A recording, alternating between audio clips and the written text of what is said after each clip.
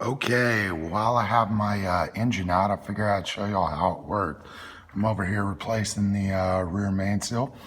And yeah, apparently I had a torn one right here. As you can see inside that little lip right there, got pretty boogered up. And that's what caused it to fail and leak oil like a sieve.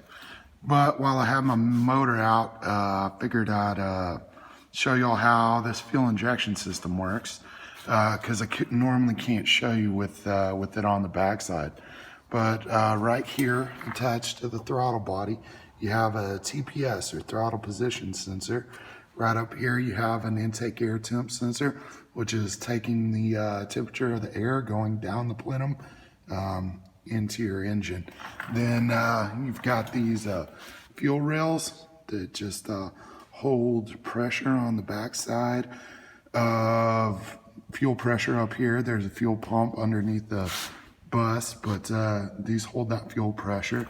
This is the fuel pressure regulator. What it does is based on vacuum, your throttle body pressure. Based on vacuum, it maintains the constant pressure between this fuel line right here and the fuel pump up under the bus. These two sides of the fuel line are tied together between here and here. Yeah, that's what just delivers fuel. That's just a fuel line. Then right here, this is an idle air controller. What it does is bleed air into both sides of your intake based on startup conditions and all that.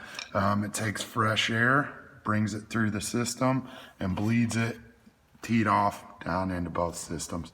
And this is literally just off of like a Chevy pickup or something. Like a early 2000 Chevy pickup is what the solenoid is. You gotta adapt the micro squirt for that, but yeah, that's what's going on there.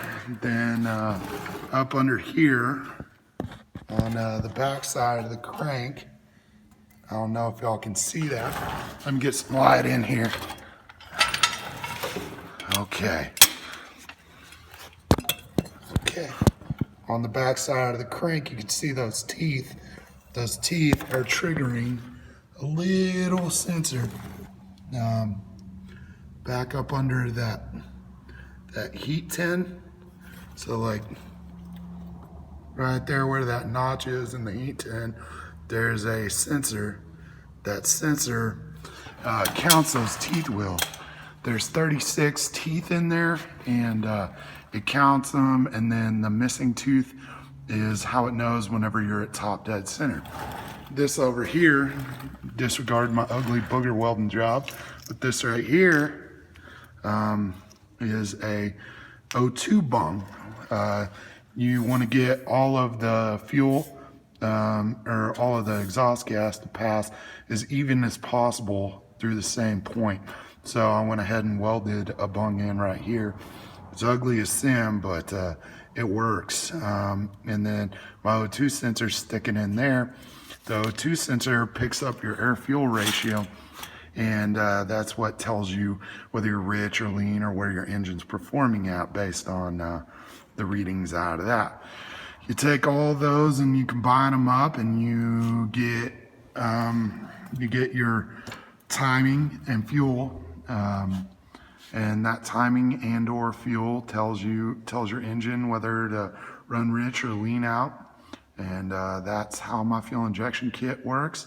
That is all wired through the magic of something called a micro squirt, which is just the simplest computer ECU money can buy, but it does a lot. You can run pretty much any 4-cylinder and smaller engine off of it, and then if you want to batch fire, you can run an 8-cylinder engine off of it.